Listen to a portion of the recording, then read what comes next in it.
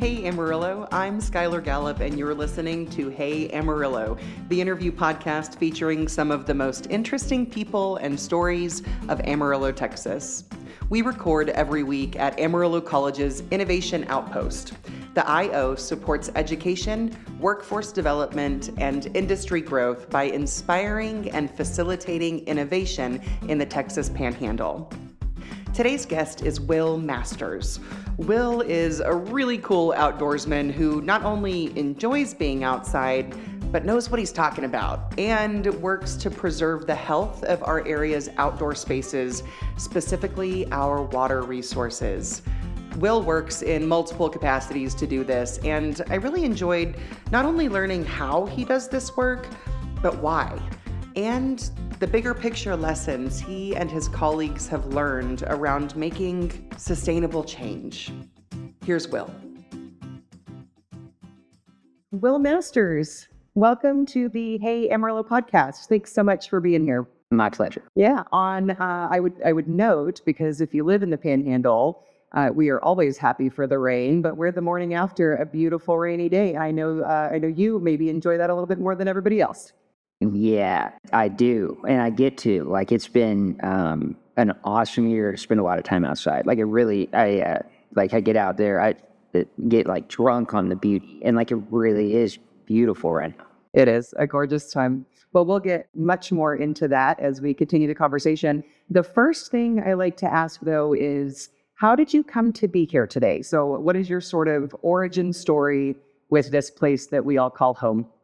I was born here, and my family's been here since like the Great Depression. My wife's family's been here for a good bit longer. I'm very blessed with family here and have like very deep ties to this place. And it is a blessing. And I remind myself of that because it's not perfect. Absolutely. So what schools did you go through? Yeah, so I went to Paramount elementary school, and then Austin Middle School, and then Tesco's High School. And now I know that you moved off for a bit with a stint as an attorney. Tell me a little bit about that down in the Permian Basin. Yeah. So I went to school at Baylor, and then I went to Baylor Law, and then my folks had moved to San Angelo. And anyway, after law school, I went there, ended up practicing a little bit there, but took on a practice in the North Permian Basin. And yeah, we had offices in Plains, Denver City, and Seminole. It's where the Permian Basin kind of turns into the Southern High Plains. And it was an eye-opener in many respects. But yeah, there's a lot of money down there. And so, yeah, I practiced a lot down there for a few years. It was really valuable in a number of respects. It wasn't where I wanted to, like, raise a family, and I'd gotten married. So we kind of had the opportunity to move here. So the firm I was working with merged with Sprouse Trader Smith, which is one of our bigger firms here. So I came to Amarillo, and I worked as an attorney for a little bit, and I continued to work as an attorney. I don't like to practice law.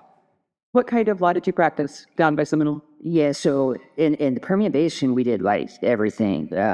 Divorces, some criminal defense, wills, probate, property. But like the reason we were there was the personal injury and the property loss. And so it's oil field.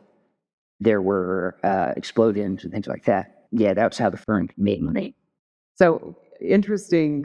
We were just visiting about this, so you know this about me now. Seminole is my hometown. So I think we kind of have a converse experience, and that I also understand what it's like to not want to. I love my hometown and I love that area, but whenever I was looking at what home was, Amarillo was that for me. So talk to me a little bit about what made you choose to come back here to raise your family.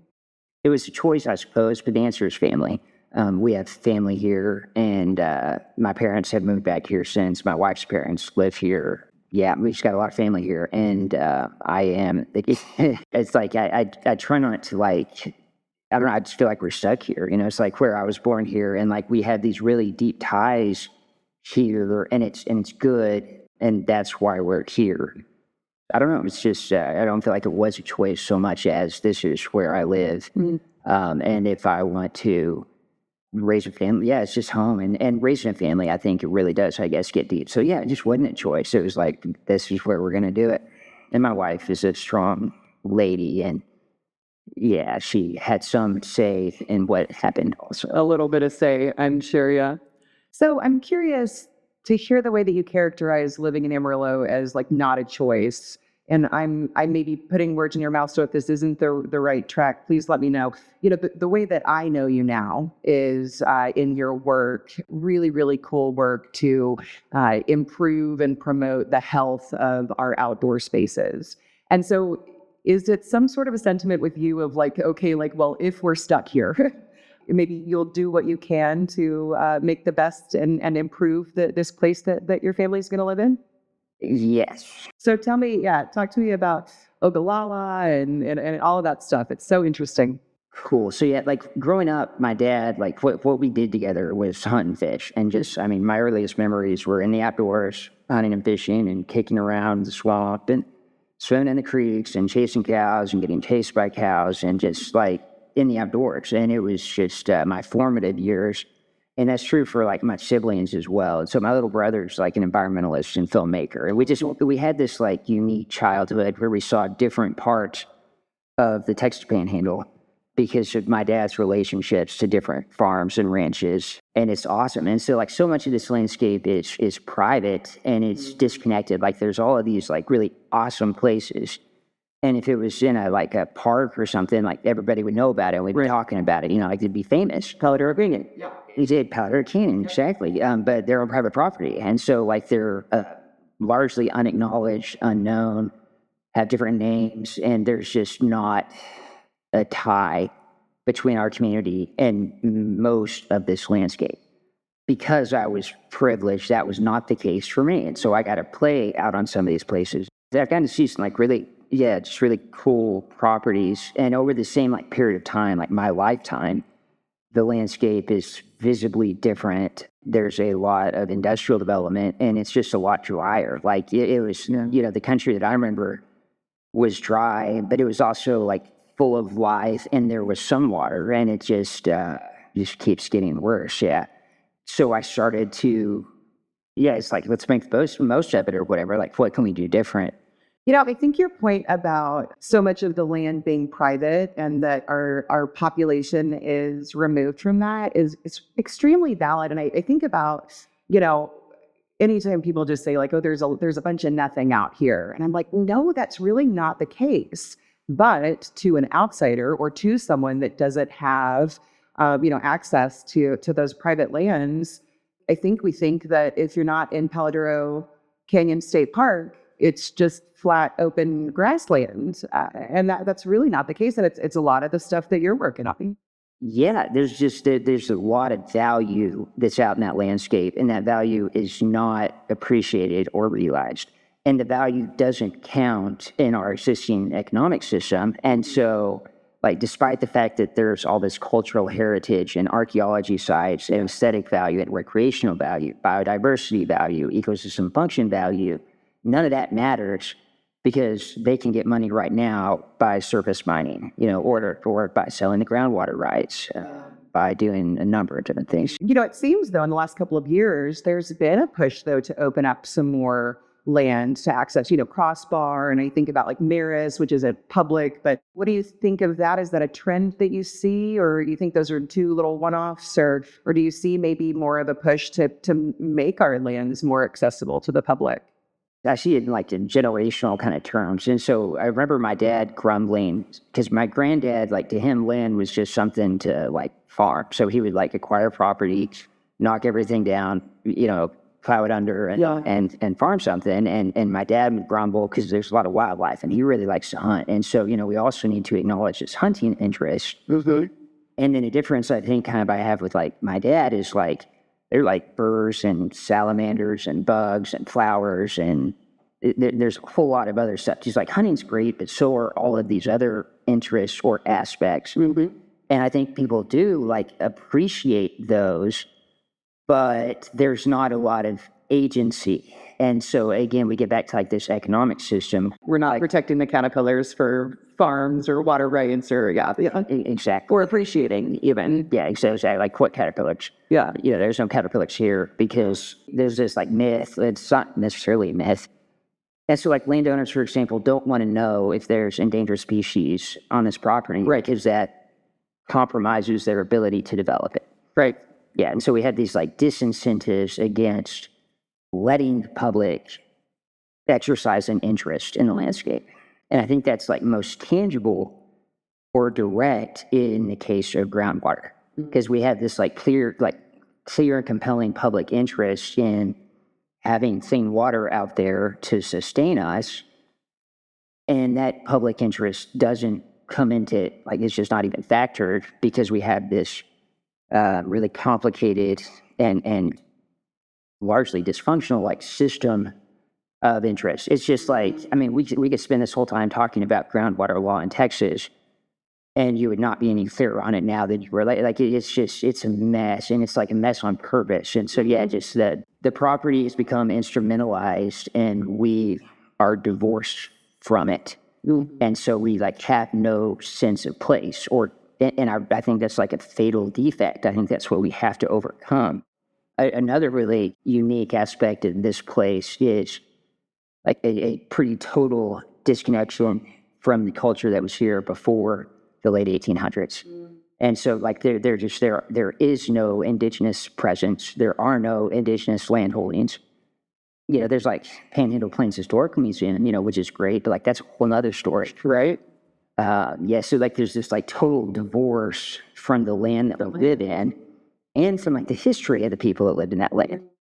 So talk to me about Ogallala life. I know that's one of the ways that we've connected previously. I've sat through some seminars and things with Ogallala life, and to your previous point, I'm not sure I have a better understanding, although I find it very interesting. So what is the mission of Ogallala life? So the mission of Ogallala life is to empower communities that are sustained by the High Plains Aquifer System to rehydrate the landscape around them. And so our communities, the future of our communities is directly challenged by looming water shortage. We are at dire risk, and it is only a matter of time, and it's just getting worse and worse. And that is not inevitable. It's crazy. And so we choose, the mission is to empower, because it's not something that we can do on our own. We can't work at scale to the High Plains Aquifer System, which covers 700,000 square miles. Yeah. But we can kind of show what can be done and work to empower it. And what are some of the ways that you rehydrate the landscape? So, you pattern land use and infrastructure around water. And that's kind of the simple answer. And to do that means you pattern it around topography and geology. But the work that we have done so far is in a rangeland context. And so we have this kind of vast country. It's not farmed, it's fenced into relatively big pastures, and there's cows out there. And that describes pretty much all of the Canadian River Valley, for example. And so this rangeland, or the crossbar is another perfect example. And so there are watersheds within these large pastures, and the watersheds are treated just there's, let's say, 1 or 3% of our landscape that is crucial to life, because that's where water is. Right. That 1 to 3% of our landscape is treated just the same as the other, 97% or whatever. It's not factored in. And so the biggest difference is to value watersheds and wetlands as infrastructure necessary to our survival. And the fact that we have it means we have these kind of big problems, such as fast depleting water table. There are regional contaminations where, there's excess nitrogen or polyfluoro, whatever, that's gotten into the groundwater. And then our surface reservoirs. So we've made big investments in building dams. The Southern High Plains is dotted with big failed dams, like Buffalo Lake National Wildlife Refuge, Lake Greenbelt, Lake McKenzie, still has water sometimes. There's dozens of them, and they were built for purposes of water supply and flood control, and they have, I think, a counterproductive impact. And so what that ends up doing is disconnecting our watersheds and causing the channels to incise or degrade. And so anyway, it's kind of getting at that point where we haven't valued a functional watershed or a functional wetland.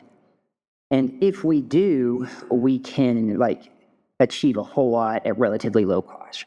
I think it's so interesting to think about the point that we're treating ranch land with the same priority as that 1 to 3% of our waters. And it's weird to hear you say wetlands, but we do have wetlands out here. And that's one of the projects that, I think we can, if this will kind of parlay into Wildcat Bluff.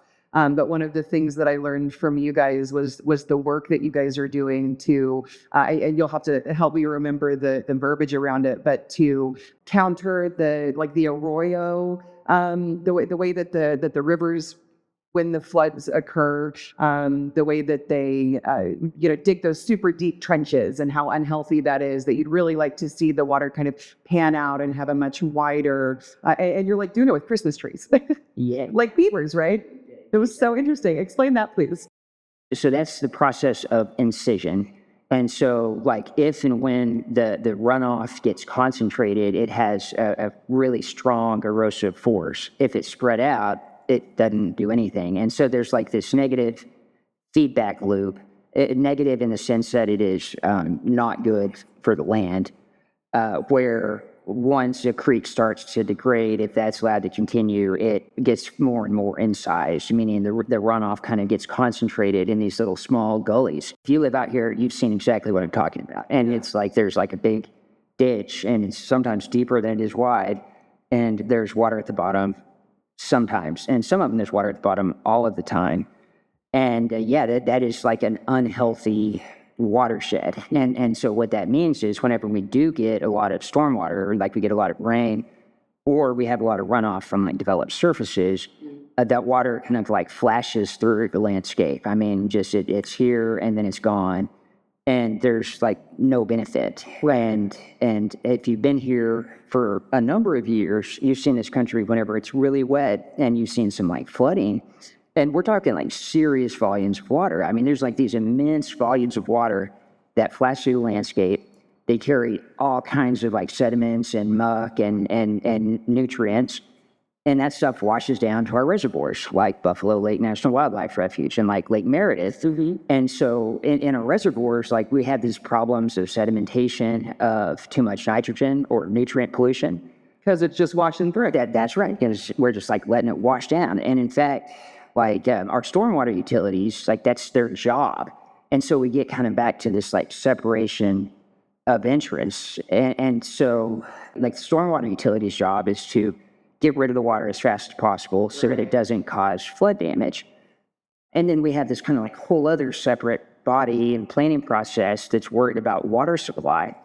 And they're like totally divorced and distinct. And so like our state, we were one of the first states to have a flood plan. And we made the flood plan like we made kind of the water plan. There's this framework where we have different regions. The regions have different like bodies, participants. And so every 5 years, we have a water supply planning group that meets, and there's a state water plan. There's this whole kind of strategy that's written out. And then we have this kind of flood planning group, and they meet, and there's a state flood plan and all this stuff's written out. And they do not communicate with each other. Like we have these like totally divorced interests. Fundamentally, that's the problem. Like they're already, and so like I can go on at length, and I don't know that I should, because like we can do a lot of good. And so like instead of kind of getting into like the reasons why, we've had, I guess, more success in just saying like, hey, look what we can do with some Christmas trees and some volunteers and some direction. And it's been pretty awesome. Yeah. Well, I mean, I think, in lieu of government working effectively, God forbid efficiently, I think we see a lot of times, and maybe unfortunately or maybe successfully, just people going out and doing the work, like Ogallala Life. We see it a lot and honestly, I think it's part of kind of the culture of Amarillo, is that, okay, clearly Austin's not going to solve the problem or perhaps even complicate it. And in that gap, we'll step in and we'll improve the health of our watersheds. And then we're going to go show Pampa how to do it too, and go show, these areas. And I think that's very in line with kind of like what we do around here, is value our places, value what we have, and just kind of bootstrap it together to make it better. And what choice do we have? Ironically, our region presents some like really big opportunities. One being, this is like a global problem. I mean, it's like really the depletion of the High Plains Aquifer system is a really, really big deal. It is, yep. Another opportunity is this kind of like this property framework that kind of lets people do what they want so long as they have the right rights. And so if you talk to the other kind of creek restoration groups in the American West, I think all of them will say that their like top hurdle is permitting and regulatory, and so they say they have to do all this paperwork, and out here, like the watershed is not protected by the Clean Water Act. The wetlands are not protected by the Clean Water Act. There is no federal interest. The state doesn't really give a damn. And so we can work in the watershed kind of as we please. And so again, that just presents like it makes projects a whole lot less expensive. That's very interesting. Another thing that I know that you do a lot of work on or recently have stepped into is Wildcat Bluff. And so for our listeners that aren't familiar, talk to us about what Wildcat Bluff is, what you're doing out there, and why. So yeah, Wildcat Bluff is a nature center that's just northwest of Amarillo. It's 740 acres-ish, which is pretty big. It's a little over 1 square mile. It's just south of Bishop Hills. It's just north of Mariposa Eco Village. And then now there's like that large animal vet school. Yeah. And then our neighbor to the southwest was the Girl Scout camp and Girl Scout property. The Girl Scout properties have been sold. Like some of that stuff is under development threat. And then the land, particularly to the north and west, is being developed. Mm-hmm. The big hindrance or constraint on development in that direction is water. Like there's just, you can't drill a well and put a house on it like you can south of the highway out by Bushland, for example. Yeah, so it's this awesome nature center that has a mission for like regenerative land uses and education in the natural sciences. It was set up by the like Frying Pan Ranch family 20-something years ago. It was originally like an independent nonprofit. So there was like Wildcat Bluff Nature Center organization. And they did a good job and kept it going for decades, but it was really hard, and it still is really hard. And so in acknowledgement of that, they ended up working out some deal with the Discovery Center. And so 3 years ago, the Discovery Center Collective was, I guess, founded or whatever, and it includes the Don Harrington Discovery Center by the Medipark Lake. Right. And it also includes Wildcat Bluff Nature Center, and there's room for expansion, beyond that. And the Discovery Center Collective has been around for over 50 years. And so it's just, it's a really awesome opportunity. Like Wildcat Bluff is a gem as far as we're concerned. And so I'll talk about me a little bit further, or about us. So a few years back, we had some money for projects.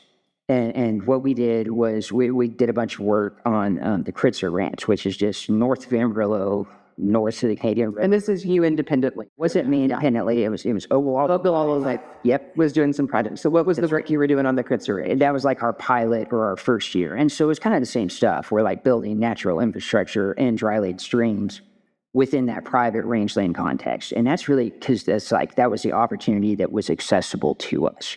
And so we did that work. Summer of 2023, we got nearly 30 inches of rain or something. Kind of like this year, although it's different. Anyway, so we got a lot of results that were really positive. We were excited. The community and the public, the region really didn't seem to care.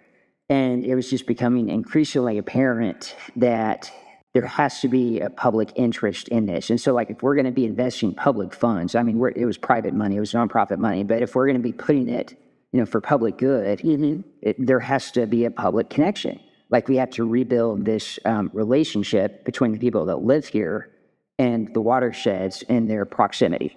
And that was not an option on the Kritzer. It's not an option on most of the farms and ranches around here. And then, hey, there's Wildcat Bluff. And Wildcat Bluff has a stretch of upper West Amarillo Creek. It's accessible to the public. It has this mandate for natural science education and regenerative ag. And so it was just like a very perfect and natural pairing.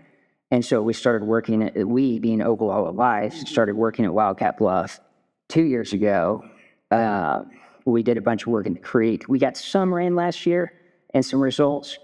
And then we've done some more work this year. And it's been great, but the real lesson or whatever is that the community really cares. It's been just a total difference between work on the private property because people can go out and see it.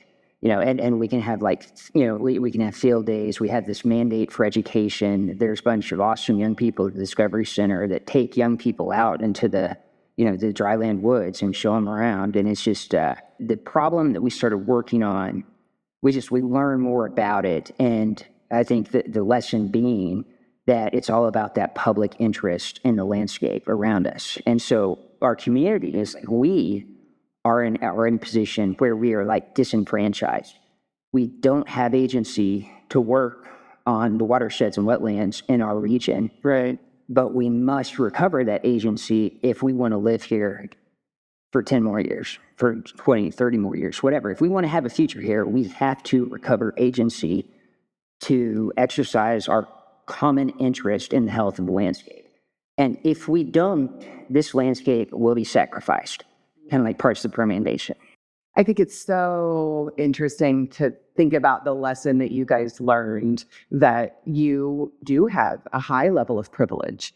You guys have these amazing and super valuable ranches, and you've got knowledge at your fingertips to understand the really critical situation that our watershed is in, that our water resources are in. And all of that, as you said, didn't matter. And that you guys were doing the work and it didn't matter. And then to hear you guys put together that, if we don't get kiddos out there, if we don't get families out there, reconnecting with our land, we're not going to be able to do this work in a really meaningful place. And I think in some ways that's a bit counterintuitive. We think that okay, you guys have the land, y'all have the educations and the money and all that stuff, and you could go save this for us. But what a really valid lesson for all of us to take, that if the people are not involved, if they don't care, and that begins with access, as you've said, it doesn't matter who's out there doing the good work.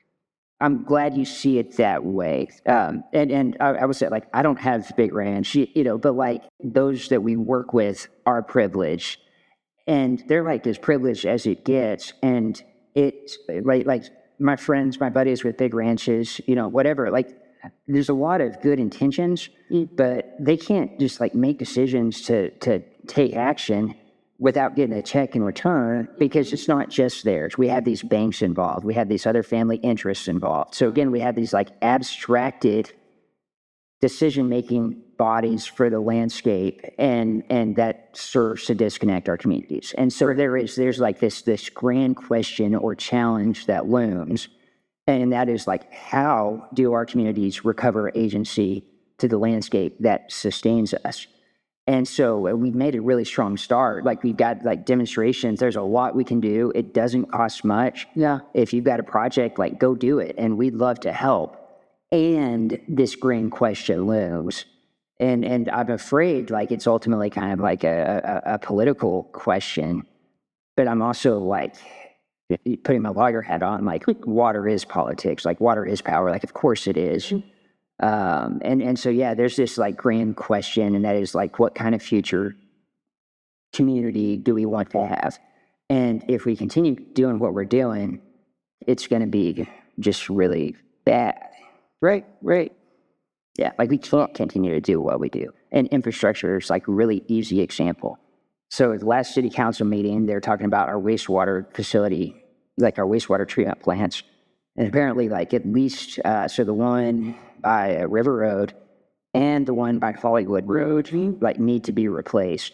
And the bill that they were saying just for the Hollywood Road, facility is $3 billion. I think anybody with a mailbox this election cycle is aware of the wastewater treatment plants. Man, that has been the topic, but it is the topic because it's very important. We had really big problems with our infrastructure, and the discourse about our infrastructure is defective. It is absolutely a problem. And so the bill that we get from the water utility, right now, we're complaining about the bills we get. It's not fun. Water's not very expensive, but still, nobody likes getting their bill. Sure. That is not an accurate reflection of our future. And so, there are just these looming cost traps, the lakes at Meddy Park or the Thompson Park lakes, which have big problems, and they're going to have to be dealt with, the wastewater treatment facilities. And it's just going to cost a lot more money than we are factoring in now. And we absolutely should not I wish we could look to our state government. Yeah, and that's been like another struggle kind of like internally within our group and team. And that is like, to what extent do we try to be, like legitimate and engage with like the political discourse? And my inclination is it's just not even worth it. Well, I mean, it sounds like, I'm kind of speaking with my day job hat on, but, grassroots advocacy, teaching people how they can improve their spaces is strong. Giving people autonomy is strong. And it starts with education, which is what you guys are doing.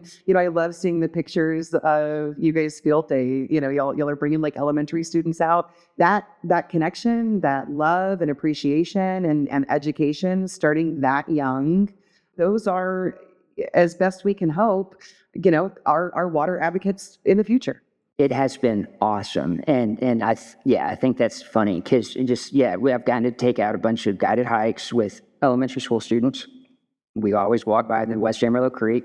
And like 50 years ago, that creek was flowing. Like, it had water. The windmill at Wildcat Bluff was built in the 1960s. Before that, there was enough water on the surface to keep cows alive. And that's just like very difficult to imagine now because it's a dry ditch a lot of the time. Anyway, it's great to be able to talk to the young people, and you are correct. And I think we ultimately agree, yes.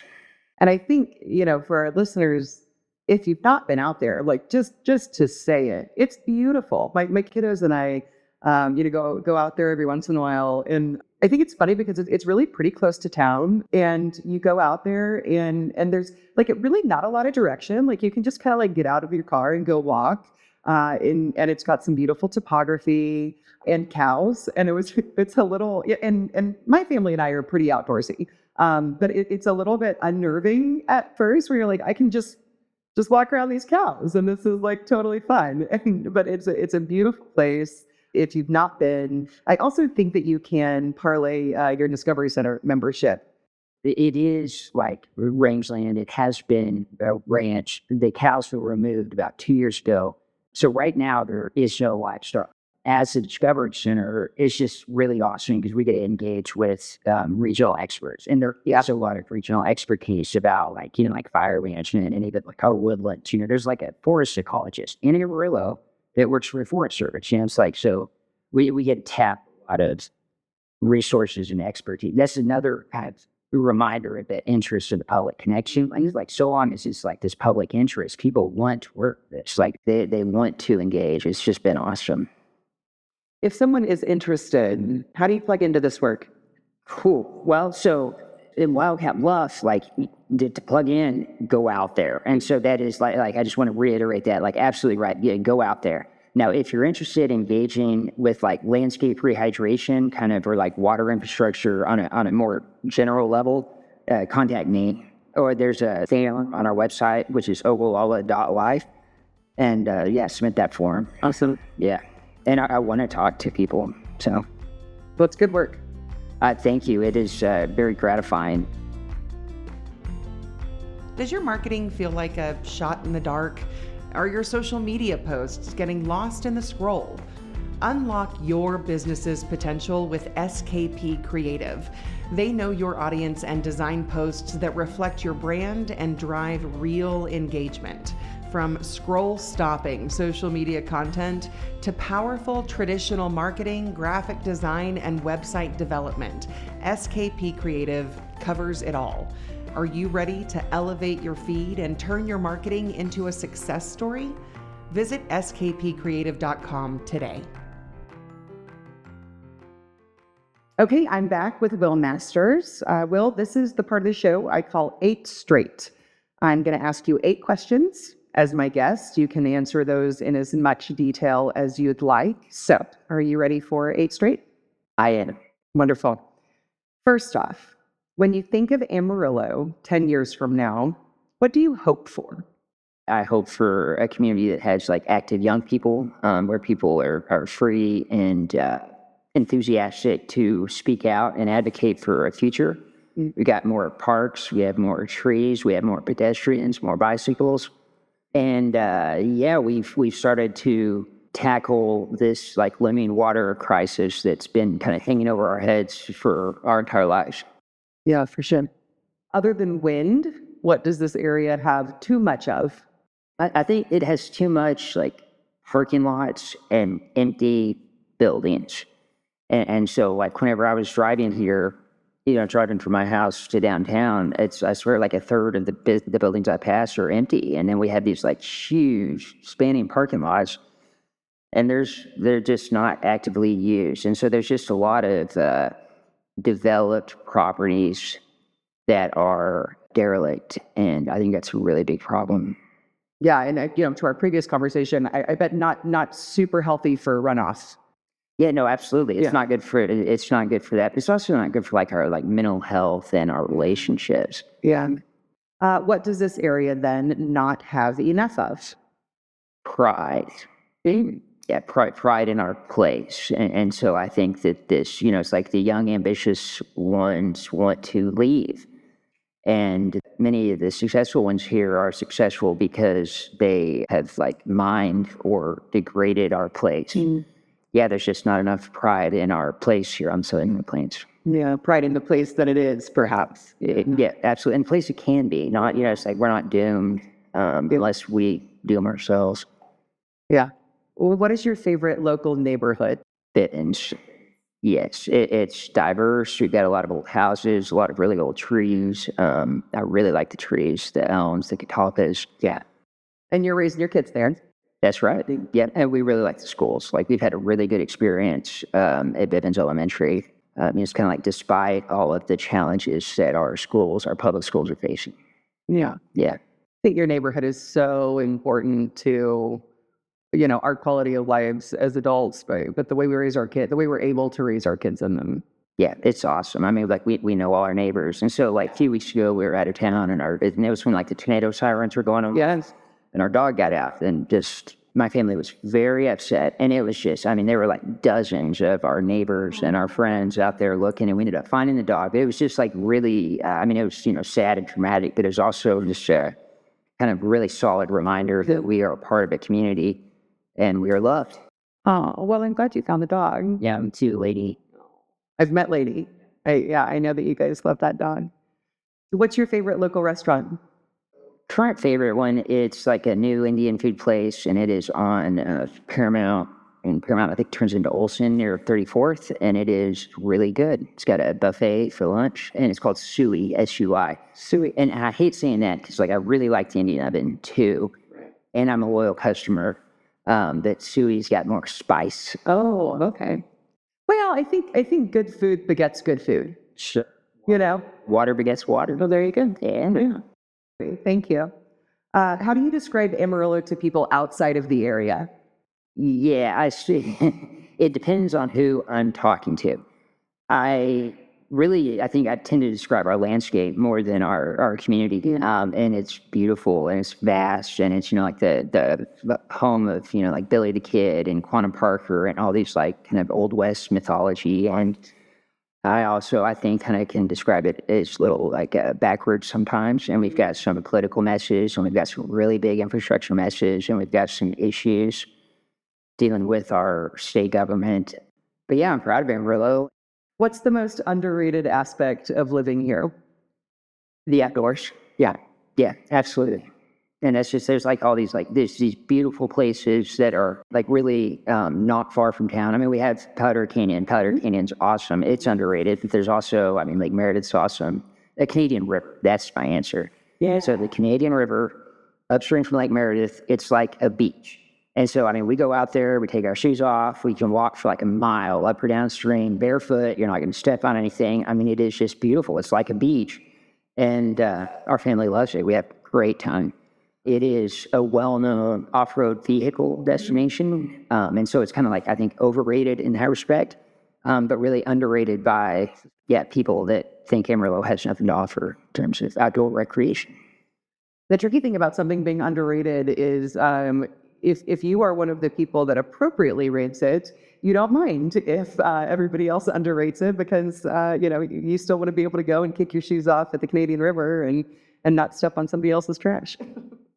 Agreed. Like it's one of those, we go to the river and kind of have to like watch out for vehicles driving up and down the river. There's just some like really kind of unusual aspects. And I think that's because of our like remoteness. But it's really like there's a thriving off-road vehicle community along the Canadian River. And I love like the public use and enjoying it. But it also has like a whole lot else to offer. And so, yeah, like if you're looking for a fun place to play this summer, go to the river. It's got water, it's beautiful, it's fun. Yeah, it's great out there for sure. Very good. Okay, when was the last time you visited the Big Texan? Yeah, so it's been 5 years or so, and I took my kids to go experience the Big Texan, and I don't know that we've been back since. I've got a lot of fond memories of it. Sure. But like you had the experience, and it certainly is an experience. It is an experience, and yeah, like people do need to visit. Yeah, so we had a friend, he's like a video game developer, and there was this like category at South by Southwest maybe a year ago. It's like